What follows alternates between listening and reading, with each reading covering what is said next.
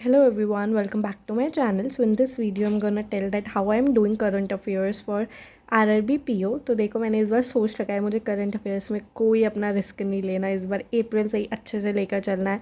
वरना होता है ना पेपर के टाइम पहुँचते पहुँचते ऐसा तो लास्ट के 2-3 महीने अच्छे से कर लेते हैं, तो वो भी है कि लास्ट के 2-3 महीने और अच्छे से करेंगे। बट मेरे को तो यही है कि मुझे अप्रैल से ही इतना श्योर होकर चलना है ना कि हाँ मैं करंट अफेयर्स को अपना पीछे नहीं छोड़ दूँ, साथ के साथ कर रही हूँ। तो व्हाट आई एम डूइंग, जैसे कि मैंने आपको बता रखा है कि मैं स्मार्ट किडा मॉक ड्रिल फॉलो कर रही हूँ because of the smart points it provides.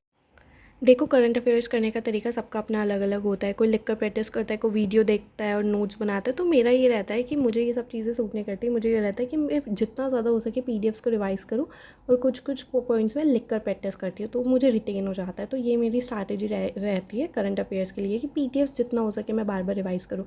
देखो मैं मंथली पीडीएफ्स इस बार वाला वो सिस्टम नहीं रख रही। हाँ मंथली आएगी तो रिवाइज़ ज़रूर कर लूँगी उसे, बट बहुत ज़्यादा हेक्टिक हो जाता है पूरी मंथ की एक साथ पढ़ना। इसलिए मैं सोच रही हूँ मैं इस बार वीकली लेके चलूँगी, जितना हो सके मैं वीकली को डिटेल में पढ़ूँगी। तो यही है मेरा कि मैं वीकली करूँगी और क्विजेज़ मैं बाद में अटैम्प्ट करूँगी साथ के साथ भी। अभी मैंने अप्रैल की कोई क्विजेज़ नहीं लगाई बिकॉज मैं वीकली ही बहुत अच्छे डिटेल में पढ़े जा रही हूँ।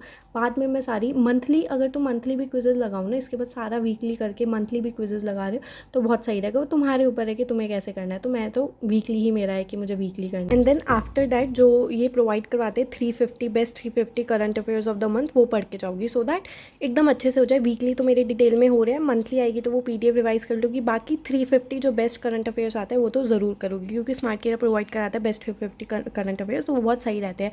तो एक तरह से जब तुम कोई चीज़ स्टार्टिंग में डिटेल में कर रहे हो तो जब वो मंथली भी पढ़ोगे तो वो तुम्हारे रिटेन होता जाएगा और एक तरह से रिवीजन बहुत अच्छी हो जाएगी। तो मतलब मैं तो 1-2 घंटे आराम से मुझे करंट अफेयर्स को देने हैं, क्योंकि करंट अफेयर्स में हमेशा ऐसा होता है कि मतलब बाकी सब्जेक्ट में अच्छे आ जाओ, करंट अफेयर्स में पीछे रह जाए तो बहुत दुख होता है। इसलिए कोई कमी नहीं छोड़ूंगी इस बार करंट अफेयर्स में।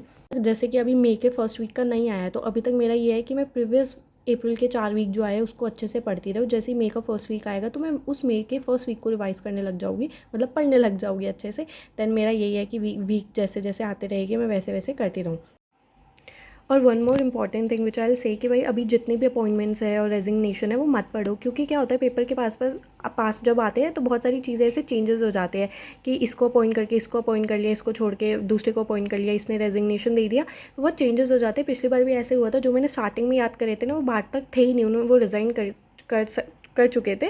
तो ऐसा होता है कि स्टार्टिंग की जो चीज़ें याद होती है वो रिटेन हो जाती है हमें, तो फिर पेपर में ना वो चीज़ गलत होने के चांसेस होते हैं। इसलिए मैं कहूँगी ये वाली चीज़ें अभी छोड़ दो, जितना हो सके जो नॉर्मल चीज़ें हैं वो याद करो, ये सब चीज़ें अभी छोड़ देना। एंड जब पेपर में आएगा तो एक लिस्ट आती है एंड में, तो वो चीज़ हम याद करके चलेंगे। तो ये चीज़ है, मैं अभी वीकली ही करते हुए चल रही हूँ। आपकी क्या स्ट्रैटेजी है आप प्लीज़ बताना कमेंट सेक्शन में। So that's it guys for this video. Thank you, take care.